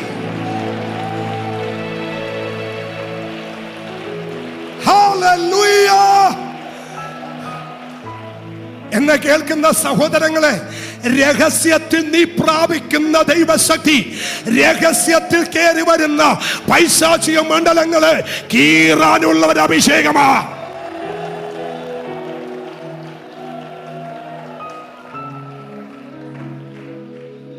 രക്തം ചെയ്യും, രക്തത്താൽ ചെയ്യും. ഞാന് ഒരു കാര്യം ഒന്ന് പറഞ്ഞോട്ടെ. നിങ്ങൾക്ക്, നിങ്ങളെ കുറിച്ചും എന്നെ കുറിച്ചും ദൈവത്തിന്റെ തിരുവെഴുത്തു മക്കളെ, ദൈവം പറഞ്ഞത് നിവർത്തിയാക്കാൻ കർത്താവിന് ചെയ്യാൻ എന്തും കഴിയും, അല്ലേ? എന്റെ ഓർമ്മ ശരിയാണെങ്കിൽ ദൈവദാസന്മാർ തെറ്റുണ്ട്, തിരുത്തണം. 20-ലധികം തിരുവെഴുത്തുകൾ ഈ 22-ാം അധ്യായത്തിൽ നിവർത്തിയായി. 20-ലധികം. എന്നാലേ ഈ പെസക കുഞ്ഞാടിനെ അറുക്കുമ്പോ, കേറി വന്നുകൊണ്ട് പറയുക, പെസക കുഞ്ഞാടിനെ അറുക്കുമ്പോ പുറപ്പാട് 12-ാം അധ്യായത്തിൽ ഒരു പ്രമാണം ദൈവം എഴുതി വെച്ചു. 1 വയസ്സുള്ള ആട്ടിൻകുട്ടിയായിരിക്കണം. അതിനെ ആബീബ് മാസം 10-ാം തീയതി എടുക്കണം. 14-ാം തീയതി വരെ മാറ്റിക്കെട്ടണം. 14-ാം തീയതി ആടിനെ അറുക്കണം. തൊഴുത്തിൽ നിന്ന് മാറ്റിക്കെട്ടിയ ആട് 4 ദിവസം തൊഴുത്തിൽ നിന്നും മാറി നിൽക്കണം. തൊഴുത്തിൽ നിന്ന് മാറ്റിക്കെട്ടിയ ഒരാട് പോലും കയ്യും കെട്ടിയിരിക്കില്ല, അത് അലച്ചുകൊണ്ടേയിരിക്കും. ഇതിനകത്തും ചിലത് തൊഴുത്തിൽ നിന്ന് മാറ്റി കെട്ടിയിട്ടില്ലെന്ന് എനിക്കിപ്പോ മനസ്സിലായി. തൊഴുത്തിൽ നിന്ന് മാറ്റിക്കെട്ടിയ ഒരാടും ആമൻ കയ്യും കെട്ടി വായും അടച്ചിരിക്കില്ല. തൊഴുത്തിൽ നിന്ന് മാറ്റിക്കെട്ടിയതൊക്കെ അലച്ചുകൊണ്ടിരിക്കും. ഒരു ഹല്ലേലൂയ പറ. ഒരെണ്ണം കൈവീശിയിരിക്കത്തില്ല. എല്ലാരും ആരാധിക്കും പോലെ നമ്മളെയൊക്കെ തൊഴുത്തിൽ നിന്ന് മാറ്റിക്കെട്ടിയ ഈ ലോകത്തിന്റെ തൊഴുത്തിൽ നിന്ന്, അന്ധകാര വ്യാപാരത്തിന്റെ തൊഴുത്തിൽ നിന്ന് നമ്മെ ഒതുക്കാൻ പിശാച് കെട്ടിയ ചില തൊഴുത്തിനകത്തുനിന്ന് ദൈവം നമ്മുടെ കെട്ടഴിച്ച്, ദൈവം നമ്മുടെ കെട്ടുപൊട്ടിച്ച് തൊഴുത്തിൽ നിന്ന് മാറ്റിക്കെട്ടിയത് വായ പൂട്ടിയിരിക്കാനല്ല.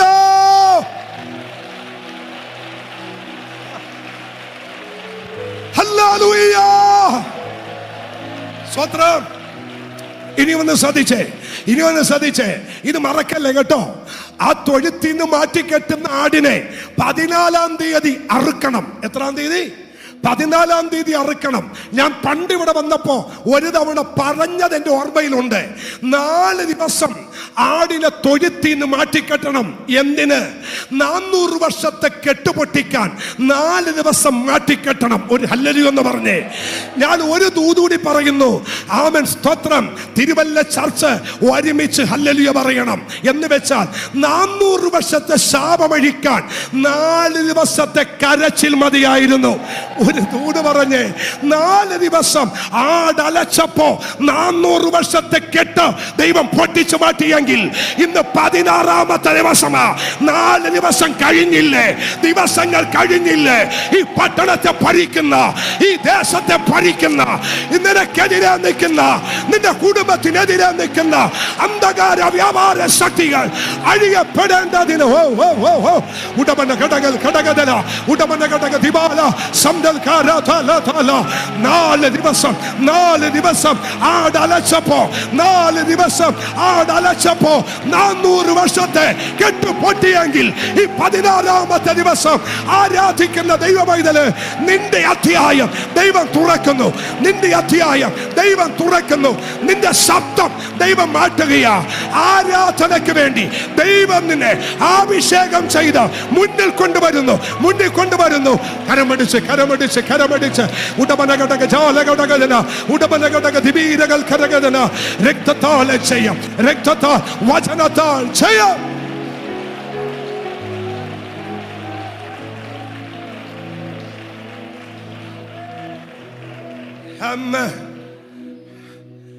ഇത്രയും നിങ്ങൾക്ക് മനസ്സിലായല്ലോ? ഒരു ഹല്ലേലൂയ എന്ന് പറഞ്ഞേ. നമ്മുടെ ഒച്ചപ്പാടും ബഹളവും കയ്യടിയും ഒക്കെ ഇഷ്ടമില്ലാത്തവരുണ്ട്. ഒരു ഹല്ലേലൂയ എന്ന് പറഞ്ഞേ അല്ലേ? ഞാൻ ഈ സത്യം പറഞ്ഞാൽ ചില കാര്യങ്ങൾ ലൈവ് പോകുന്നുണ്ട്, പോട്ടെ അങ്ങ് പറയുക.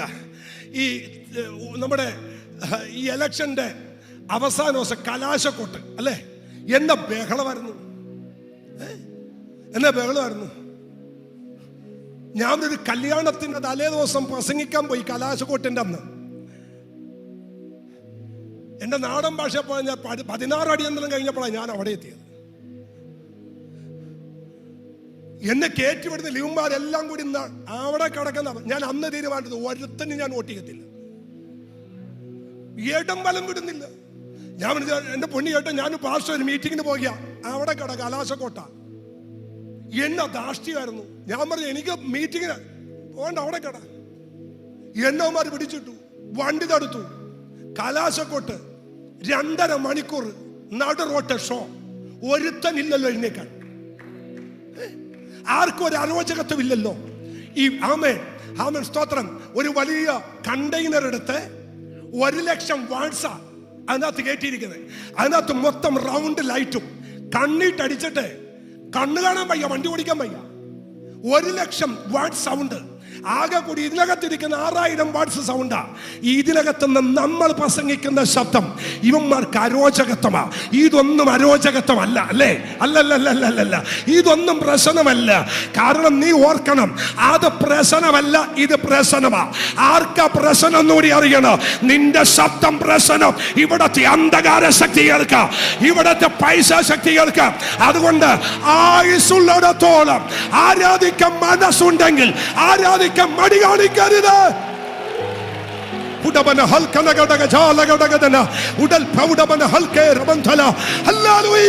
മടി കാണിക്കരുത് മക്കളെ, ഒരു മടിയും കാണിക്കരുത്. ഇവിടത്തെ ലോക മനുഷ്യൻ ശബ്ദമുണ്ടാക്കുന്നതിൽ ഒരു വിഷയവുമില്ല. നാം നമ്മുടെ ദൈവത്തെ ആരാധിക്കുന്നതിൽ ഒരു മടിയും വേണ്ട. ദൈവത്തെ സ്തുതിച്ച് ഹല്ലേലൂയ. കർത്താവിന് സ്തോത്രം, ദൈവത്തിന് സ്തോത്രം. നല്ലൊരു ഹല്ലേലൂയ എന്ന് പറ. ആരെങ്കിലും ഒറ്റയ്ക്ക് വിശ്വാസത്തിൽ വന്നവരുണ്ടെങ്കിൽ നിന്റെ ഭർത്താവ് നിന്നെ നോക്കിക്കൊണ്ട് പറയും, നിന്റെ ഒച്ചപ്പാടും ബഹളം കൊണ്ട് എനിക്ക് കിടക്കാനൊക്കാത്ത. ഈ നാട്ടുകാർ നമ്മെ നോക്കിക്കൊണ്ട് പറയും, നമ്മുടെ ബഹളം കൊണ്ട് ഇവർക്ക് ജീവിക്കാൻ വയ്യ. എന്നാലേ എല്ലാവരും ഒന്ന് ചെവി തുറന്ന് കേട്ട് ഞങ്ങൾ ഇവിടെ കിടന്ന് അലക്കുന്നുകൊണ്ടാ നീയൊക്കെ ജീവനോടിരിക്കുന്നേ. മനസ്സിലായില്ല അല്ലേ? നമ്മൾ അലക്കുന്നുകൊണ്ട് ചിലതൊക്കെ ജീവനോടിരിക്കുന്നേ. ഒരു ഹല്ലേലൂയ പറ. ഒരിക്കൽ ശമൂവേൽ പ്രവാചകനോട് പറഞ്ഞു ഒരു വലിയ പുള്ളി. എന്നാ പറഞ്ഞെന്നറിയോ? എനിക്ക് വേണ്ടി പ്രാർത്ഥിക്കുന്നത് എന്ത് ചെയ്യരുത്, നിർത്തരുത്. കാരണം ഞങ്ങൾ നിൽക്കുന്നത് നിന്റെ പ്രാർത്ഥനയില്ല. ഒരു ഹല്ലേലൂയ പറയൂ പൈതലേ. ആമേൻ. ഒന്ന് കർത്താവിന് സ്തോത്രം ചെയ്തേ. അമേരിക്കൻ നാസയുടെ കണ്ടുപിടുത്തം നിങ്ങൾക്കറിയാമോ എന്നാന്ന്? അമേരിക്കൻ നാസ കണ്ടുപിടിച്ചിട്ട് കഴിഞ്ഞ 3 വർഷം മുമ്പ് റിപ്പോർട്ട് വിട്ടു. എന്താ റിപ്പോർട്ട് എന്നറിയാമോ? ബോംബെ പട്ടണവും അതുപോലെ കൊച്ചി പട്ടണവും ആലപ്പുഴ പട്ടണവും എല്ലാം വെള്ളത്തിനടി പോകുമെന്ന്, കടലടി പോകുമെന്ന്, കടലെടുത്തു പോകുമെന്ന്. എന്നിട്ട് ഞങ്ങൾ കൊച്ചി തന്റെ ഇടത്തോടെ നിൽക്കുക. എടുക്കുമെന്ന് അറിഞ്ഞിട്ടും വിട്ടുപോയിട്ടില്ല. ഒരു ഹല്ലേലൂയ എന്ന് പറഞ്ഞേ. എന്താ കാര്യം എന്നറിയോ? ഇവരവിടെ നിന്ന് ഇതെടുക്കും എന്ന് പറഞ്ഞാലും നമ്മുടെ അകത്ത് ഭയം വരാത്തത് അലയടിക്കുന്ന കടൽ തിരമാലയ്ക്ക് പഞ്ചസാര മണൽ കൊണ്ട് അതിര് കൽപ്പിച്ചൊരു ദൈവമുണ്ട്. ആ ദൈവം പറഞ്ഞ് നിന്റെ അഹങ്കാരവും നിന്റെ ഹുങ്കാരവും ഇവിടം വരെ മതി, അതിര് കടക്കരുത്. അതിര് കൽപ്പിച്ചൊരു ദൈവം നിനക്കുണ്ട്. നീ എന്തിനാ ഭാരപ്പെടുന്നത്? സത്യത്തിൽ ദൈവത്തെ സ്തുതിച്ച്. ഹല്ലേലൂയ, ആമേൻ. ഒരു ഹല്ലേലൂയ ഒന്ന് ഉറക്കെ പറ. ആമേൻ. എല്ലാവരും ഒക്കെ വോട്ടൊക്കെ ചെയ്തല്ലോ, ഇലക്ഷനൊക്കെ നന്നായി നടന്നല്ലോ. അതുകൊണ്ട് ഞാൻ നിങ്ങളോടൊരു സന്തോഷ വാർത്ത പറയാൻ പോവുക. ആര് ജയിക്കട്ടെ ആര് തോക്കട്ടെ, നമ്മളെല്ലാം കൂടി ഇവന്മാരെ പോയി ചാരല്ലേ. ഇത് ചതിയുടെ ചാരല്ല. നമുക്ക് ചാരാൻ ഒരാളെ ഉള്ളൂ. ആരാന്നറിയാമോ? ചുമ്മാ നിങ്ങൾ ഹല്ലേലൂയ പറയണ്ട, വാക്യം പറയാം. ഉത്തമഗീതങ്ങളുടെ പുസ്തകം 8-ാം അധ്യായം 5-ാം വാക്യം, മരുഭൂമിയിൽ പ്രിയന്റെ മേൽ ചാരി വരുന്നോരിവൾ. നമുക്ക് ചാരാൻ ഒരാളെ ഉള്ളു. ഈ മരുഭൂമി യാത്ര ഒരു പാർട്ടിക്കാരുമല്ല, ഒരു നേതാക്കന്മാരുമല്ല. അവരൊക്കെ ചാരിയാൽ ഇവന്മാരും ചാരിയ തൂണ് മാറ്റിക്കളയും. ഒന്ന് വായിച്ചേ മോനെ. ഉത്തമഗീതങ്ങളുടെ പുസ്തകം എന്താ കേറി വന്നതുകൊണ്ട് വായിക്കാം. ഉത്തമഗീതങ്ങളുടെ പുസ്തകം 8-ാം അധ്യായം 5-ാമത്തെ വാക്യം കിട്ടിയോ? മരുഭൂമിയിൽ നിന്ന് തന്റെ പ്രിയന്റെ മേൽ ചാരിക്കൊണ്ട് വരുന്നവരിവൾ. ഒന്ന് കുറിച്ചു വെച്ചോ. മരുഭൂമിയിൽ നിന്ന് തന്റെ പ്രിയന്റെ മേൽ ചാരിക്കൊണ്ട് വരുന്നോരിവൾ. നമ്മൾ ചാരുന്നത് പാർട്ടിക്കാരെയല്ല, നമ്മൾ ചാരുന്നത് കോൺഗ്രസും കമ്മ്യൂണിസ്റ്റും NDA-യുമല്ല. ഞാൻ ഈ കഴിഞ്ഞ ദിവസം ട്രിവാൻഡ്രത്തോട്ട് മീറ്റിങ്ങിന് പോയ, വണ്ടി ഓടിക്കാൻ വയ്യാത്തതുകൊണ്ട് ട്രാൻസ്പോർട്ട് ബസ്സിൽ കയറി. നല്ല തിരക്കാ. അപ്പം ഞാനിങ്ങനെ കമ്പിയെ പിടിച്ച് നിൽക്കുമ്പോൾ എൻ്റെ മുമ്പിൽ ഒരു മനുഷ്യൻ നിൽക്കുക. ഞാനിങ്ങനെ ഉറങ്ങി തൂങ്ങിയ. കുറച്ച് കഴിഞ്ഞപ്പോൾ ഇയാളൊരു നല്ല ശക്തനായ മനുഷ്യനാ. ഞാൻ അറിയാതെ പതുക്കെ ഈ പുള്ളീനൊന്ന് ചാരി. പുള്ളി കൈയെടുത്ത് മാറ്റിയതും അരൂര് ടോളെത്തിയപ്പോൾ ഞാൻ കുറച്ചങ്ങ് മുന്നോട്ട് പോയി. തിരിച്ചു വന്നിട്ട് ചോദിച്ചു, ചേട്ടൻ എന്നാ പണിയാ? ചേട്ടൻ എന്തിനാ മാറിയ? അപ്പൊ പുള്ളി എന്നോട് ചോദിച്ചു, KSRTC ബസ്സിൽ ചേട്ടൻ കയറിയത് എന്നെ ചാരാനാണോ? എന്നെ ചാരാൻ വേണ്ടിയാണോ താൻ വണ്ടി കയറിയത്? ഞാൻ ചേട്ടാ ഉറക്കം ക്ഷീണം കൊണ്ട് ആരിപ്പോയതാ, ക്ഷമിക്ക്. പുള്ളി എന്നോടൊന്ന് ചൂടായിട്ട് പറയാ, കണ്ണി കാണുന്നതൊക്കെ വലിഞ്ഞു കയറി വരും ചാരാൻ. അപ്പൊ എനിക്ക് ഒരു കാര്യം മനസ്സിലായി, ഈ നമ്മൾ കണ്ണി കാണുന്നതിനെ ചാരരുത്, ചാരേണ്ടവനെ ചാരാവും. ചാരേണ്ടവനെ ചാരാവും. കണ്ണി കാണുന്ന വെള്ളമിട്ടവനെ കറുപ്പിട്ടവനെ കുപ്പായമിട്ടവനെ ഒന്നും ചാരാൻ പോകല്ലേ. ഇവന്മാരെല്ലാം മാറും എന്ന മാറാത്ത ഒരുവനെ കാണിച്ചു തരാം. അവന്റെ പേര് യേശു തമ്പുരാൻ. അവൻ നിന്നെ വിട്ട് മാറത്തില്ല. ഈ ലോകം മുഴുവൻ മാറിയാലും അന്തരീക്ഷം മുഴുവൻ മാറിയാലും അവൻ വിട്ട് മാറത്തില്ല. സഭയുടെ ചരിത്രം ആരംഭം മുതൽ ഇന്ന് വരെ അവൻ മാറിയില്ലെങ്കിൽ ഇനിയും മാറില്ല.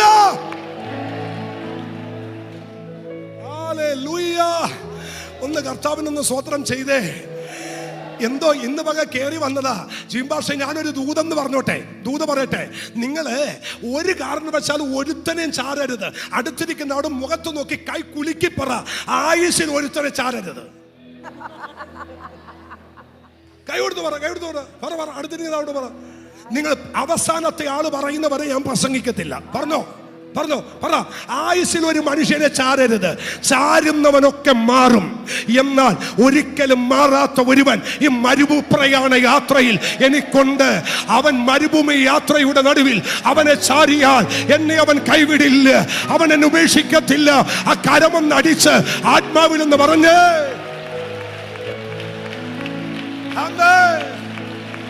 ഒരു പഴയ പാട്ടുണ്ട്. എന്നാന്നറിയോ? സിയോൻ സഞ്ചാരി ഞാൻ, യേശുവിൽ ചാരി ഞാൻ പോകും കുരിശിന്റെ പാതയിൽ. സിയോൻ സഞ്ചാരി ഞാൻ, യേശുവിൽ ചാരി ഞാൻ പോകും കുരിശിന്റെ പാതയിൽ. മോക്ഷയാത്രയാണ്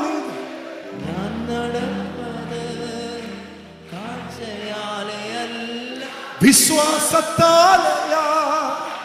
മോക്ഷയാത്രയാണ് ഞാൻ നടപ്പത്. താഴ്ചയാലെയല്ല വിശ്വാസത്താലയാ. വീഴ്ചകൾ താഴ്ചകൾ വന്നിടും വേളയിൽ രക്ഷകൻ കൈകളിൽ താങ്ങിടും.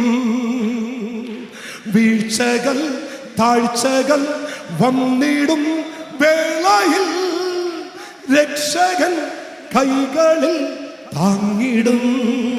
സിയോൻ സഞ്ചാരിയ യേശുവിൽ ചാരിയ പോകുന്നു കുരിശിന്റെ പാതയിൽ. ആ കരം ഒന്ന് ഉയർത്തി ദൈവത്തെ ഒന്ന് സ്തുതിച്ചു പറ. ഞാന് ഏതായാലും കയറി വന്നതല്ലേ, അടുത്ത പ്രാവശ്യം വരുമ്പോ ഇത് നല്ല സുഭിക്ഷിതമായിട്ട് പ്രസംഗിക്കാം. എന്നാൽ ഇപ്പോൾ ഒരു കയറി വന്നുകൊണ്ട് പറയാം, ഈ യേശുവിനെ ചാരിയാൽ നിനക്ക് ക്രൂശിന്റെ ചുവട് വരെ നിൽക്കാം. എത്ര പേർക്ക് അത് ക്ലിക്കായില്ല എനിക്കറിയില്ല. ഈ 12 ശിഷ്യന്മാരുള്ളതിലെ ഒരുത്തൻ ഏത് മീറ്റിങ്ങിന് വന്നാലും ആരെ ചാരും? പറ, യേശുവിനെ ചാരും. അപ്പൊ ഈ 11 പേർക്ക് ഒടുക്കത്തെ കുശുമ്പ. ഇവർ മീറ്റിംഗ് കഴിഞ്ഞ് സഭായോഗം കഴിഞ്ഞ് ഉപവാസ പ്രാർത്ഥന വീട്ടിൽ ചെന്നിട്ട് പറയും, എന്നാലും ആ പുള്ളിയുടെ ഒരു ചാരൻ അല്ലല്ലോ, അവൻ ഇച്ചിരി കൂടുതലാണ്. എപ്പോ നോക്കിയാലും ഇങ്ങനെ ചാരി ചാരി നടക്കുക. നമ്മൾ ആരും അല്ലേ ഒരു അല്ലല്ലോ എന്ന് പറഞ്ഞേ.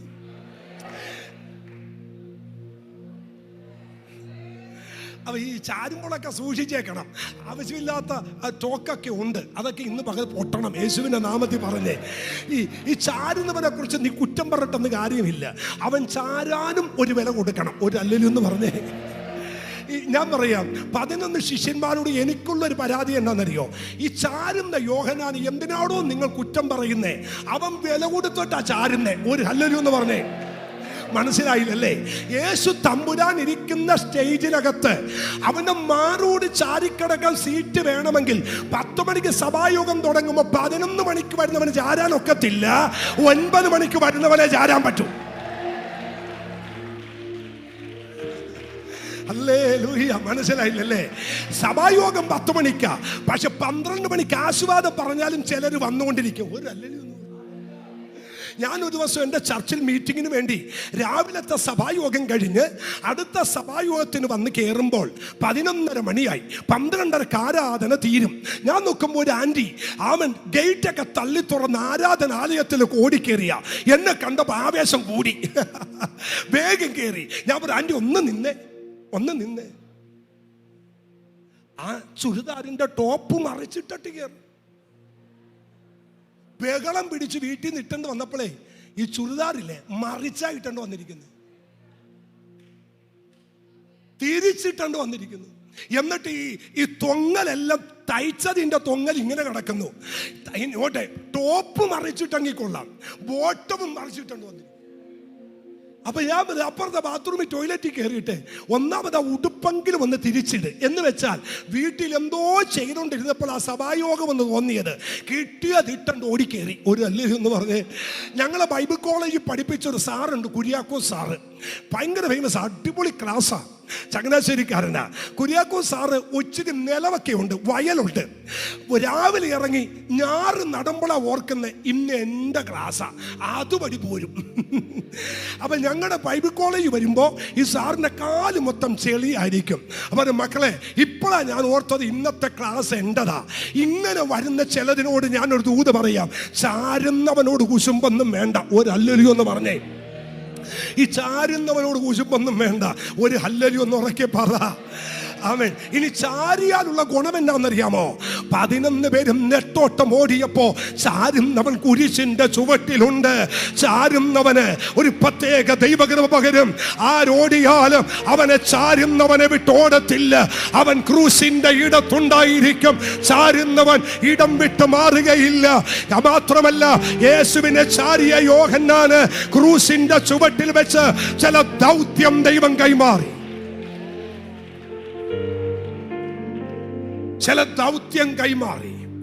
ക്രൂശിന്റെ ചുവട്ടിൽ നിൽക്കുന്നവന് ചില ദൗത്യം ദൈവം കൈമാറും. യേശുവിൽ ചാരുന്നവന് ചില ദൗത്യം കൈമാറും. ഇന്ന് പകൽ ഇരിക്കുന്ന ബ്രദറിനെ നോക്കി പരിശുദ്ധാത്മാവിനോട് ശക്തമായി പറയുന്നു, നിന്നെ ആമൻ ആമൻ ഈ ഭാരതത്തിന്റെ വടക്കേ അറ്റം മുതൽ തെക്കേ അറ്റം വരെ ദൈവം നിന്നെ ഉപയോഗിക്കാൻ പോകുക.